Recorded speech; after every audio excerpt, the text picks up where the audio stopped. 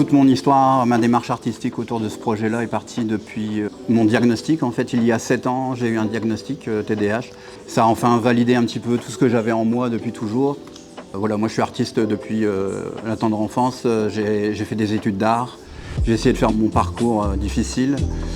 Mais voilà, depuis que je suis tombé sur une liste de symptômes, après mon diagnostic, j'ai découvert un peu différents symptômes et je me suis retrouvé vraiment là-dedans. Je me suis dit, ouais, voilà, c'est vraiment moi. Et comme je peins un peu ce que je suis depuis toujours, ce que j'ai à l'intérieur de moi, je me suis dit, ben, maintenant que j'ai cette liste, tous ces symptômes, c'est vraiment des thèmes très intéressants à développer. Alors je me suis lancé dans toute une série de dessins, j'en ai fait 40, où je présente des symptômes négatifs, des autres positifs, des qualités, des défauts. Et ça me permettait de montrer un peu à mon entourage et au public de mes expos ce qu'est le TDAH, par l'image. Parce que c'est vrai qu'il y a beaucoup de littérature, des tonnes de livres, mais par exemple pour moi, lire était compliqué, donc je voulais quelque chose de simple et rapide pour comprendre le TDAH.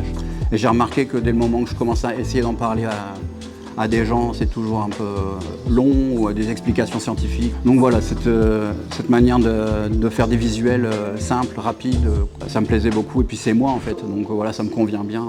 Peindre ce que je suis, c'est une belle aventure.